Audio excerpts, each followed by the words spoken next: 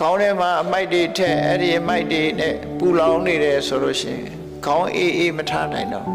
ကျွတ်ခေါင်းအေးအေးဆိုလို့ရေစွတ်တာမျိုးမလုပ်နိုင်နဲ့နော်အေးပတ်တော့မယ်ခေါင်းအေးအေးထားဆိုတာအပူတွေအတွေးမတွေးနဲ့အရှုပ်တွေမထက်နဲ့မြူနီစပယ်အမိုက်ပုံကြီးမဖြစ်စေနဲ့ကိုယ်အောင်နောက်ထဲမှာကြည်လင်အေးမြပြီးတော့တန်မိုးရှိတဲ့အရာတွေသာခေါင်းနဲ့ထည့်အလို့မို့ဆိုရင်အမိုက်ပုံကြီးဖြစ်သွားလိမ့်မယ်အဲ့ဒါတွေမထက်နဲ့ဝုန်းကိုတော့ချောင်းချောင်းထားခြေထောက်ကိုတော့နှွေးနှွေးလေးထားလို့ပြောချတယ်ပေါ့နော်ခြေထောက်နှွေးနှွေးခေါင်းအေးအေးဝန်းချောင်းချောင်းလူဘဝမှာတော့အဲ့ဒါ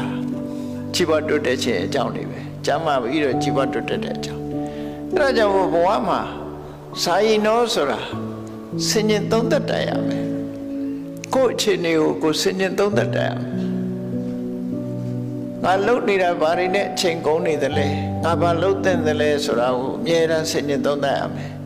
ဒီတဲ့အစင်းမြင်လို့နိဗ္ဗာန်ရချင်တယ်ဆိုလို့ရှိရင်တော့ဘယ်ရာမှမမြဲဘူးဆိုတာကိုသိရဆင်ញင်နဲ့မမြဲဘူးလို့သိခြင်းဟာဘာအကျိုးရှိလဲလို့မေးကြည့်တွေ့တာမှုတွေကိုလျှော့ချလို့ရတာလူတွေဟာတွေ့တာမှုဆွဲမဲ့မှုတွေအပေါ်မှာတွေ့တာမှုဆွဲမဲ့မှုကိုအကြောင်းပြုပြီးတော့တွေ့တာတဲ့အရာအတွက်လှုပ်ချင်လှုပ်မိသွားတတ်တယ်ပေါ့မကောင်းတာတွေလှုပ်မိသွားတယ်လှုပ်မိသွားလို့ဆိုးကျိုးတွေနဲ့တွေ့တတ်တယ်ဒါကြောင့်မို့တွေ့တာမှုကိုလျှော့ချဖို့ရတယ်အရာခတ်သိမ်းဟာမမြဲဘူးဆိုတဲ့အနိစ္စတင်ညာထာဝရပြောင်းလဲနေတဲ့အရာတွေပဲလို့ဆင်ញင်သုံးသပ်နိုင်ရမယ်လို့သူဆိုတယ်အဲ့ဒါလို့မဟုတ်လို့ရှိရင်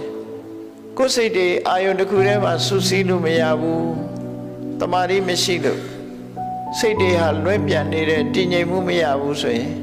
တမာရီကျင့်စဉ်နေတဲ့ကိုယ်စိတ်လေးကိုငြိမ်အောင်အာယုန်တစ်ခုထဲမှာစူးစိုက်လို့ရအောင်လုပ်ရ